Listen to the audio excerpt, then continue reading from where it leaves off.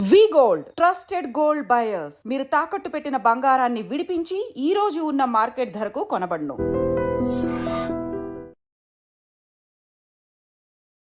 నమస్తే, welcome back to IT media. మన ఆయుర్వేదం ప్రోగ్రామ్కి అందరికీ స్వాగతం. షుగర్లు, బీపీలు ఇప్పుడు కామన్ అయిపోయాయి. ఇంటికి ఒక షుగర్ పేషెంట్, బీపీ పేషెంట్ ఉన్నారు అంటే అతిశక్తి కాదు. మన ఇంట్లో, పక్కింట్లో, ఎదురింట్లో అందరి ఇళ్ళల్లో కూడా ఒక షుగర్ పేషెంట్ అనేవాళ్ళు కామన్గా ఉంటారు. మనకి ఫుడ్ హ్యాబిట్స్ ఏమో ఎక్కువ అన్నం తినేయడం, చక్కగా దద్దోజనం, పులిహోర అన్నీ వేసుకొని తింటూ ఉంటారు కదా. మరి షుగర్ ఉన్నప్పుడు ఇలా రైస్ కంటెంట్ ఎక్కువగా తీసుకున్నప్పుడు షుగర్ లెవెల్స్ హైక్ అయ్యే అవకాశాలు చాలా ఉంటాయి.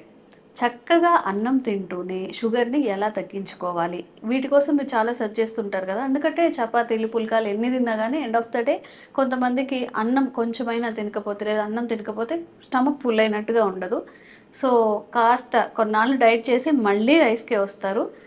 ఈ విషయం గురించి తెలుసుకుందాం. అన్నం తింటూనే షుగర్ని కంట్రోల్ చేసుకోవడం ఎలాగా.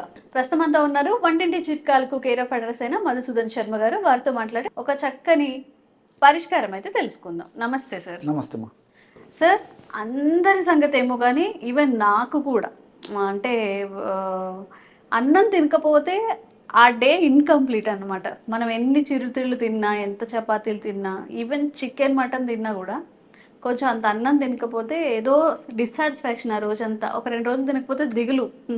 సో ఇలాంటి సిచ్యువేషన్ చాలామంది ఫేస్ చేస్తుంటారు కదా.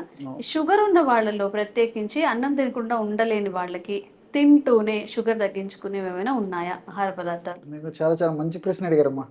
ఈ రోజుల్లో షుగర్ వ్యాధిగ్రస్తులు రోజు రోజుకు విపరీతంగా పెరిగిపోతున్నారమ్మా.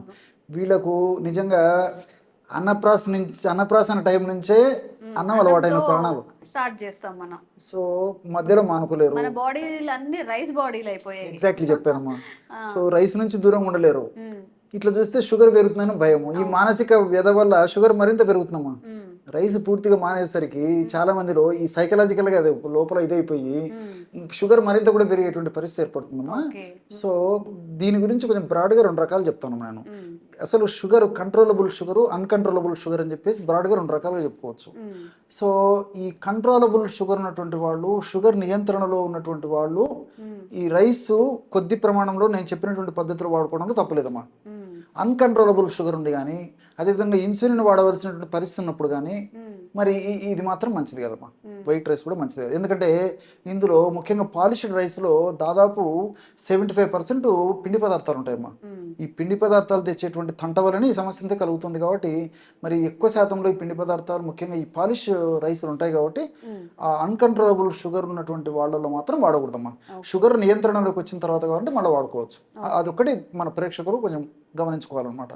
సో మరి ఈ యొక్క రైసు ఇంతకుముందే అనుకున్నాం, అన్నప్రాసన టైం నుంచే మన బాడీలు అంతా అలవాటు పడిపోయినటువంటి దేహాలు కాబట్టి ఉండలేము, తినాలి, ఏదో కొద్ది ప్రమాణం తిన్నా సాటిస్ఫై, ఆ సెటైటీ సెంటర్ లాగుతుంటుందమ్మా. సో దీనికి నేను పద్ధతులు చెప్తానమ్మా. సో తీసుకునేటువంటి విధానంలో కూడా సో రోజు ఏదో ఒక టైం అమ్మా.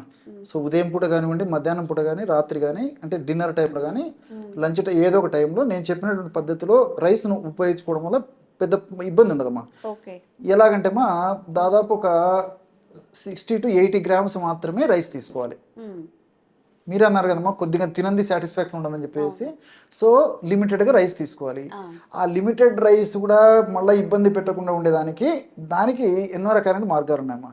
అందులో దాదాపు ఒక 200 grams సాంబార్, 200 grams సాంబార్లో కూడా వెజిటబుల్స్ దాదాపు 100 grams 150 grams ఉండే పద్ధతిలో వెజిటబుల్స్ కలిపి వండినటువంటి సాంబార్ వాడుకోవాలమ్మా. ఎగ్జాక్ట్లీ ఆ సాంబార్.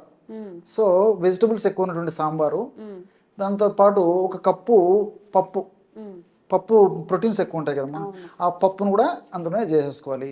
తర్వాత దీంతో పాటు ఒక కప్పు మజ్జిగ. ఈ పద్ధతిలో తీసుకోవడం వల్ల సాటిస్ఫాక్షన్ ఉంటుంది.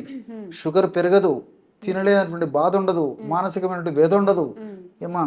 సో ప్రాబ్లం అయితే ఉండదమ్మా. అన్నంలో కూర కలుపుకోకుండా కూరలో అన్నం కలుపుకోవాలి, రివర్స్ చేసుకోవాలమ్మా.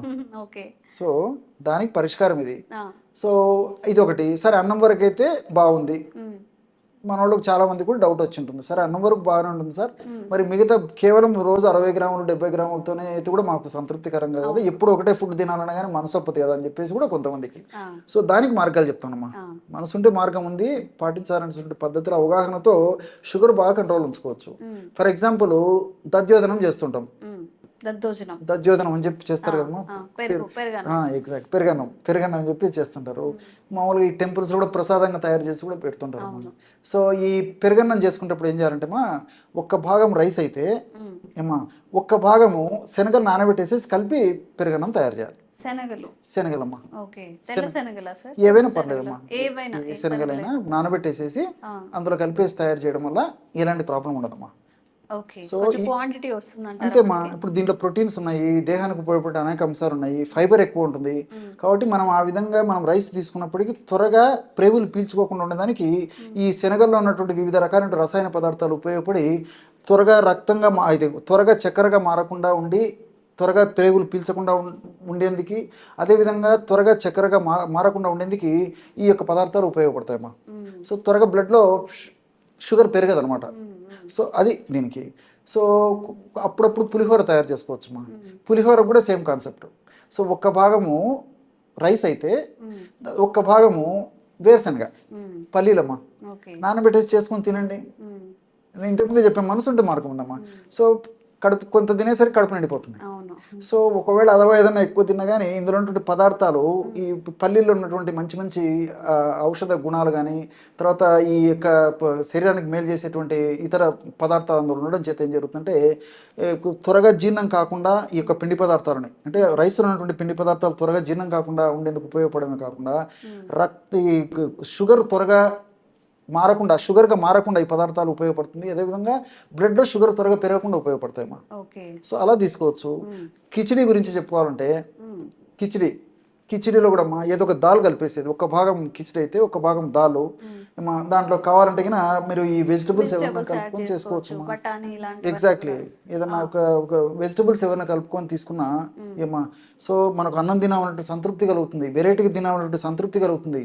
సో షుగర్ పెరగదు కాబట్టి ఒక మానసికమైన కాన్ఫిడెన్స్ కలుగుతుంది, నాకు షుగర్ పెరగదు, మంచి ఆహారం తీసుకుంటారని చెప్పేసి. సో ఇలా మనసుంటే మార్గం ఉంది కాబట్టి మరి రైస్ వాడినప్పటికీ షుగర్ వ్యాధిగ్రస్తులు ఈ పద్ధతిలో వాడుకోవడం వల్ల ఎలాంటి ఇబ్బంది ఉండదమ్మా. ఓకే, ఆహారం అంటే అన్నాన్ని పూర్తిగా స్కిప్ చేయక్కర్లేదు, అన్నం తింటూనే కర్రీస్ ఎక్కువ తినడము. ఎగ్జాక్ట్లీ. ఒకవేళ పెరుగన్నం, దద్దోజనం, పులిహోర ఇలా చేసుకున్నప్పుడు దాంట్లో సగం రైస్, సగం ఏమో శనగలు కానీ అలాంటివి పల్లీలు ఇంక్లూడ్ చేసుకొని తింటూ ఉంటే కంట్రోల్లో ఉంటుంది షుగర్ అనేది. ఒక్కసారి గ్లూకోజ్ లెవెల్స్ పెరగడం అలాంటివి జరగవు. ఓకే, ఈ డయాబెటీస్ ఉంది అంటే ఏది తినాలన్నా కూడా ప్రత్యేకించి ఆలోచించాల్సి తినాల్సి వస్తుంది. ముఖ్యంగా మనందరము కూడా ఎక్కువగా సౌత్ ఇండియన్స్ అనగానే రైస్. అయితే అన్నం తినాలా, షుగర్ ఉన్న వాళ్ళు అన్నం తింటే రైస్ పెరిగిపోతుంది, మొత్తానికే కంప్లీట్గా మానేసి దాని బదులు ఏదో ఒకటి తినాలి, ఇలాంటి ఆలోచన ఉంటుంది. అయితే నిజంగా ఏంటి ఇదంతా అపోహ, నిజమా? సార్తో మాట్లాడి తెలుసుకుందాం. నమస్తే అండి. నమస్తే మ్యామ్. ఆదిత్య గారు, షుగర్ ఉన్న వాళ్ళు అన్నం తినాలంటేనే చాలా ఎక్కువగా ఆలోచిస్తూ ఉంటారు. నిజంగా అన్నం తింటూనే షుగర్ తగ్గించుకునే మార్గం ఏదైనా ఉంది అని అంటే ఏం చెప్తారు? ఖచ్చితంగా ఉంది మ్యామ్. అంటే చాలామందికి ఉండే అపోహ ఏంటి అని అంటే, ఇప్పుడు డయాబెటీస్ వచ్చింది అంటే రైస్ వల్ల పెరిగిపోయింది, రైస్ అర్జెంటుగా ఆపేసేయాలి, చపాతీయో పుల్కానో వెళ్ళిపోవాలి. ఇంకొకటి, ఒకవేళ ఏదైనా డయాబెటీస్ తగ్గించుకోవడానికి ఏదైనా న్యూట్రిషన్ దగ్గరికి వెళ్దామని అనుకున్నా, డైటీషియన్ దగ్గరికి వెళ్ళాలనుకున్నా, వాళ్ళు మళ్ళీ ఎక్కడ మమ్మల్ని డాక్టర్లైనా కానీ ఎక్కడ రైస్ మానేయండి అని అంటారో, పంచదార తగ్గించండి అంటారు, ఇవే చెప్తారు. సో ఇవన్నీ ఇన్ని సంవత్సరాల నుంచి మాకు అలవాటు అయిపోయింది కదా, రైస్ ఎలా మానేయగలుగుతామని ఒక చాలా అంటే వాళ్ళు కంగారు పడతారు అనమాట. ఇవన్నీ మా వల్ల కాదు, ఇప్పుడు అది అసలు వినడమే ఎందుకు, అంటే ఏం వాడాలి అసలు వినడం ఎందుకు, ఎలాగో చెప్తారు రైస్ మానేయమని అని. సో లేదు, రైస్ మానేయాల్సిన పని అసలు లేదు. అయితే ఒకటైతే నిజం, లైక్ ఇప్పుడున్న రైస్ వల్లే మనకి చాలా డిసీజెస్, అంటే డయాబెటీస్ ఒకటే కాదండి, ఈవెన్ అంటే చాలా స్కిన్ డిసీజెస్లో వాటిలో కూడా పథ్యం చెప్పినప్పుడు రైస్ మానేమనే చెప్తాం. అంటే వైట్ ఐటమ్స్ లైక్ అది పిండిలు కూడా వస్తాయి, గోధుమ పిండి మనకు పిండి పదార్థం కింద వస్తుంది, రైస్ కానీ లేకపోతే గోధుమ పిండి, మైదా పిండి, అవి కూడా ఆపేమని ఎందుకు చెప్తామనంటే వాటి వల్లే మనకి బాడీలో కొంత ఇరిటేషన్, ఇన్ఫ్లమేషన్ ఇవన్నీ రావడం కూడా అవుతాయి. సో ఓకే, అదైతే ఒప్పుకోవాల్సిన ఇదే. అండ్ అదేంటి రైస్ అందరం తినేదే కదా, ఎందుకు మానేయాలని అంటే మనకి తెలియని విషయం ఏంటంటే మన పెద్దలు వాళ్ళు కూడా అప్పుడు గంటన్నం, మిల్లెట్స్ అవి తినేవారు. మన చిన్నప్పటి నుంచి రైస్ మనకు అలవాటు కాబట్టి రైసే తరతరాలుగా వస్తుందని అనుకుంటున్నాం అంతే, మనకి తెలిసిన నాలెడ్జ్ వల్ల. సో రైస్ మానేయడం వల్ల ప్రాబ్లం ఏం రాదు. అంటే మనకి ఏదో వాస్తవానికి మీరు అన్నట్టుగా మన పెద్దవాళ్ళు తినింది రైస్ కాదు. అంటే మనం ఇప్పుడు ఏదైనా స్పెషల్ డే వస్తే బిర్యానీలు కొంచెం ప్రత్యేకమైన ఫుడ్ ఎలా తింటున్నాము, వాళ్ళు అప్పట్లో అలా వైట్ రైస్ తినేవాళ్ళంట. కరెక్ట్ అండి, అవును. అంటే అది కూడా ఎందుకు తినేవారంటే రొటీన్ కి అది కొంచెం స్పెషల్ గా ఉంది కాబట్టి అంతే తప్ప, బట్ అది ఆరోగ్యాన్ని కాదు, అందుకని వాళ్ళు అంత ఆరోగ్యంగా ఉండేవారు. బట్ మనకు అలవాటు లేదు, సో తప్పు లేదు, రైస్ మానేయాల్సిన పని లేదు. అండ్ మోర్ ఓవర్ ఇంకొకటి చాలా మంది చేస్తున్న, అంటే తెలియక చేస్తున్న మిస్టేక్ ఏంటి అంటే చపాతీ లేదా పరోటా, చపాతీ లేదా పుల్కా నైట్ టైం తీసుకుంటే డయాబెటీస్ కంట్రోల్లో ఉంటుంది అని అనుకుంటారు కొంతమంది. దీని బ్యాక్ సైడ్ ఉన్న రీజన్ ఏంటి అని అంటే, సరే చపాతీ తింటే లేదంటే మన పుల్కా రోటీ ఏదైనా తింటే కొంచెం టమ్మీ పొట్ట నిండిపోతుంది కాబట్టి ఎక్కువ తీసుకోం కాబట్టి డాక్టర్స్ అందుకు చెప్తారేమో రైస్ బదులు తీసుకోమని అని అనుకుంటారు. అది కాదు. ఒకటి ఏంటంటే మెయిన్ వాళ్ళ ఇంటెన్షన్, అంటే మా ఇంటెన్షన్ ఏంటంటే రైస్ తగ్గించుకోమని చెప్పడానికి. అయితే ఇక్కడ బ్లేమ్ చేయడానికి డాక్టర్స్ని కూడా బ్లేమ్ చేయడానికి లేదు, బికాజ్ మా ఇంగ్లీష్ మెడిసిన్ బుక్స్లో అట్లనే రాసి ఉంటుందండి, మీరు రైస్ బదులు ఇది తీసుకోండి, చపాతీ పుల్కా ఇవి తీసుకోండి అని చెప్తారు. బట్ ఏంటి అని అంటే ఆయుర్వేద మనకి ఎప్పటి నుంచో మనం మునులు ఋషులు ఇచ్చిన మన ఆయుర్వేదంలో రాసింది ఏంటి అంటే, ఈ గోధుమ పిండి, మైదా పిండి, అదే పిండి పదార్థాలు అవి కూడా మంచివి కావు.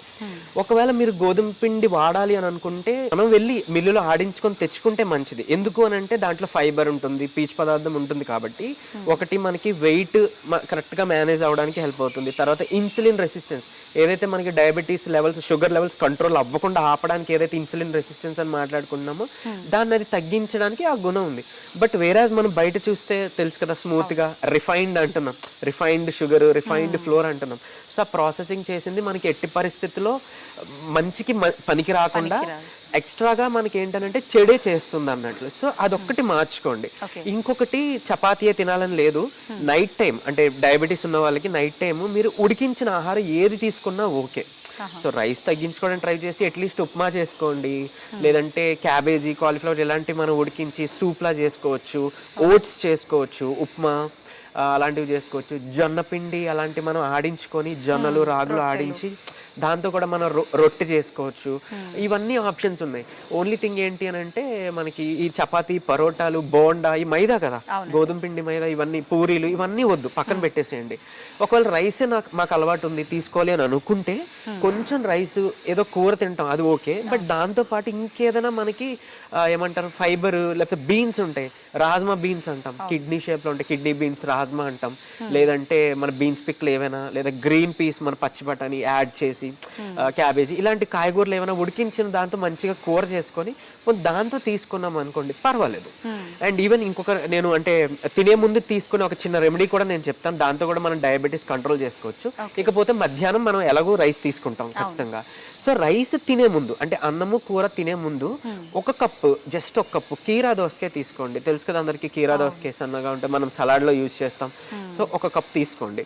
దాంతోపాటు చక్కగా గుమ్మడి గింజలు, పంకిన్ సీడ్స్ అంటాం, అది నైట్ అంతా నానబెట్టేసి ఒక స్పూన్ లేదా 2 స్పూన్స్ మీరు మధ్యాహ్నం భోజనంతో తీసుకోవచ్చు, లేదా మార్నింగ్ టిఫిన్ టైంలో కూడా తీసుకోవచ్చు. ఎందుకు ఇవే మెన్షన్ చేస్తున్నాను అంటే కీరా దోసకాయ అండ్ ఈ పంకిన్ సీడ్స్ అని అంటే వైటమిన్ ఈ ఏదైతే ఉందో అండి మనకి ఫుడ్ నుంచి వచ్చేది, అది మన HbA1cని మెరుగుపరుస్తుంది. అండ్ ఈవెన్ ఇన్సులిన్ రెసిస్టెన్స్ ని రివర్స్ బ్యాక్ చేస్తుంది, అంటే ఇన్సులిన్ సెన్సిటివిటీ పెంచుతుంది అనమాట. మన బాడీలో ప్రొడ్యూస్ అయ్యే ఇన్సులిన్ ని మన కణాలు చక్కగా తీసుకోగలుగుతాయి, అది తీసుకోగలుగుతాయి. ఇన్సులిన్ తీసుకుంటేనే మనకి గ్లూకోజ్ అనేది ప్రొడక్షన్ ఏదైతే బ్లడ్ లో రిలీజ్ అయిపోయి ఎక్సెస్ ఉందో అలా కాకుండా మన కణాల్లోకి వెళ్ళి మనకి ఎనర్జీ ఇస్తుంది. ఇదంతా తెలుసు కదా, సో ఇన్ డెప్త్ వెళ్ళట్లేదు. సో ఈ విటమిన్ ఈ ఉండే పదార్థాలు మనం తీసుకుంటే వితిన్ 3 monthsలో మీరు మీ HbA1c చాలా బాగా ఇంప్రూవ్ అవుతుంది. అంటే 7, 8, 9.5 అలా ఉన్న వాళ్ళు కూడా చక్కగా ఆ 6.5, 6కి అలా వచ్చేయచ్చు అనమాట. వితిన్ 3 monthsలో మీకు ఈజీగా మీరు 8 ఉన్నా కూడా ఆల్మోస్ట్ 6.5కి అట్లా వచ్చేస్తారు. ఇంకా మీరు కంటిన్యూ చేసుకున్నారు ఒక 4 months, 5 monthsకి కంటిన్యూ చేసుకున్నారు చక్కగా 5.5 or 6 లోపు వచ్చేస్తుంది. మనకి HbA1c కదా ఇంపార్టెంట్, అది కంట్రోల్లో ఉందంటే గుడ్ కంట్రోల్ అన్నట్లు. సో ఇది ఒక పద్ధతి ఉంది. సో ఖచ్చితంగా అన్నము కూర తినే ముందు మనం పొట్టలోకి ఈ ఫైబర్ అండ్ ఇవి వెళ్ళాలి, ఈ సలాడ్ వెళ్ళాలి. అండ్ ఇంకొకటి ఏంటంటే ఎక్స్ట్రాగా మీరు కొంచెం పెప్పర్, మన ఏమంటారు మిరియాల పొడి కొంచెం చిటికెడు వేసుకొని, నిమ్మరసం కూడా చక్కగా అందులో పిండేసుకొని కీర పైన తిన్నారనంటే ఈ పెప్పర్ ఈ లెమన్ ఈ కాంబినేషన్ మనకి సేమ్ మన ఏమంటారు ఇన్సులిన్, మన ఒంటికి న్యూట్రియంట్స్ పట్టేటట్టు, ఇన్సులిన్ ని కరెక్ట్ గా సెన్సిటివిటీ అయ్యేటి బాగా గ్రాస్ప్ అయ్యేటట్టు, అంటే అబ్జర్వ్ అయ్యేటట్టు చేస్తాయి అనమాట. సో ఇది చేయొచ్చు. మీరు బ్రేక్ఫాస్ట్ ముందు కూడా ఓ 5 minutes ముందు చక్కగా నిమ్మరసం కొంచెం చిటికెడు పెప్పర్ అదే మిరియాల పొడి వేసి వేడి నీటిలో తాగేయచ్చు. 5 minutes గ్యాప్ ఇచ్చి మీరు టిఫిన్ తీసుకోవచ్చు. చాలా బాగా హెల్ప్ అవుతుంది ఇది డయాబెటీస్, ఆ షుగర్ లెవెల్స్. అంతే చాలు, వేడి నీళ్ళు 5 minutes ముందు తాగేసి మీరు టిఫిన్ తినేయచ్చు. మధ్యాహ్నం ఇలా తినవసరం లేదు, ఇలా తాగవసరం లేదు. ఎందుకు, డైరెక్ట్ గా మన సలాడ్ ఉంది కాబట్టి తినేస్తాం కదా. అండ్ నైట్ టైం కూడా మీరు డిన్నర్ చేసి ఒక 5 నిమిషాల ముందు ఇచ్చేయచ్చు. ఇకపోతే ఎలాగో రైస్ గురించి మాట్లాడుకున్నాం కాబట్టి ఒక టిప్ చెప్తున్నా. యాజ్ పర్ ఆయుర్వేద మనకి రైస్ కుక్ చేయడానికి, అంటే మన అన్నం వండే పద్ధతి కూడా ఒకటి మనకి చెప్పారు అన్నట్లు. సో అది ఏం చేయాలి, మనం యూజువల్లీ మనం కడిగేసి రైస్ ని వాటర్ లో వేసేసి, అంటే 1 cup ఆఫ్ రైస్ కి 2 cups ఆఫ్ వాటర్ వేసి మనం కుక్కర్ లో ఆర్ లైక్ బాయిల్ చేసే పద్ధతిలో స్టీమ్ లేదా బాయిల్ లో మనం వండేస్తాం. బట్ ఇక్కడ ఇంకొక చిన్న స్టెప్ పాటిస్తే సరిపోతుంది. వండే ముందుగా ఒక 15 నుంచి 20 నిమిషాలు జస్ట్ మీరు నానబెట్టండి, వాటర్లో నానబెట్టండి. నానబెట్టిన తర్వాత దాన్ని మళ్ళీ ఫిల్టర్ చేసేసుకోండి. సో ఉట్టి రైస్ మిగులుతుంది, వాటర్ పోతుంది కదా. ఆ రైస్ని మీరు కొంచెం వాటర్లో యాడ్ చేసి అప్పుడు మనం కుక్కర్ లేదంటే బాయిలింగ్ పద్ధతిలో మనం అన్నం వండేసుకోవచ్చు. వండేసిన తర్వాత అది ఏదైతే వచ్చిందో పైన గంజిని మనం ఫిల్టర్ చేసేస్తాం. ఆ రైస్ని చక్కగా మనం కన్జ్యూమ్ చేయొచ్చు, లేదా దాంతో మనం ఏదైనా చేసుకోవచ్చు, like fried rice what ever మీరు ఏం చేసుకున్నా దాంతో కన్జ్యూమ్ చేయొచ్చు. అండ్ మిగిలిన ఈ వాటర్ని ఏం చేయాలి అంటే, అది చాలా న్యూట్రియంట్స్ ఉన్నది గంజి, కాకపోతే స్టార్చ్ ఉంది కాబట్టి మనకి డయాబెటీస్ వాళ్ళు తీసుకోకూడదు అని అంటారు. సో దాన్ని దాచుకొని ఎక్స్ట్రా టిప్ అన్నట్టు మీరు మొక్కలకి పోస్తే అదొక మంచిగా మనకి ఆశీర్వాదం పుణ్యం. అండ్ ఇంకోటి హెయిర్ కి స్ప్రే చేసుకుంటే హెయిర్ ఫాల్ ఆగి హెయిర్ గ్రో అవుతుంది. సో రైస్ లో ఆ ఇనోస్టాల్ అని ఉంటుంది, ఆ పదార్థం మన హెయిర్ కి చాలా ఇంపార్టెంట్. అంటే ఎవ్రీడేది ఆ రోజే యూస్ చేయాలండి, ఆ రోజు ఫ్రిడ్జ్ లో స్టోర్ చేసుకోవచ్చు. అండ్ ఈవెన్ ఇంకొకటి మీరు బాగా గుర్తు చేస్తారు, thank you for asking. So దీన్ని ఫ్రిడ్జ్ లో స్టోర్ చేసుకోవచ్చు కాబట్టి మనం ఐస్ ట్రేలో ఐస్ క్యూబ్స్ లో చేసేసుకోవచ్చు. అంటే ఇది పోసేస్తే సో దాన్ని మీరు మన ఫేస్ కి మనం ఏమంటారు అలా అప్లై చేసాం అనుకోండి, ఫేస్ కి రబ్ చేసుకున్నాం అనుకోండి, పింపుల్స్, యాక్ని, పిగ్మెంట్స్ ఉంటాయి, మంగు మచ్చలు ఉంటాయి. సో ఇలాంటివన్నీ కూడా తగ్గుతాయి. ఇప్పుడు మీరు చెప్తున్నది రైస్ కడిగినప్పుడు వచ్చిన వాటర్ గురించా, గంజి వార్చినప్పుడు వచ్చిన గంజి గురించా? మనం ఉడికిన తర్వాత మనం ప్రిపేర్ చేసుకునేది గంజి. అండ్ ఈవెన్ చాలా మందికి ఓవర్ హీట్ ఉంటుంది కదా బాడీలో, అలాంటి వాళ్ళు పొద్దున ఈ గంజి తీసుకుంటే కూడా ఓవర్ హీట్ తగ్గుతుంది. అంటే మనకు తెలిసింది మనం యూజువల్లీ బటర్ మిల్క్ చేసుకుంటాం, సమ్మర్స్ లో చేస్తాం. బట్ ఈవెన్ పీసీఓడితో బాధపడుతున్న వాళ్ళకు కూడా ఈ ఆసిటోల్, ఇనోసిటోల్ అనేది చాలా బాగా యూజ్ అవుతుంది. సో వాళ్ళు కూడా ఈ గంజిని వాడుకోండి, చాలా బెటర్.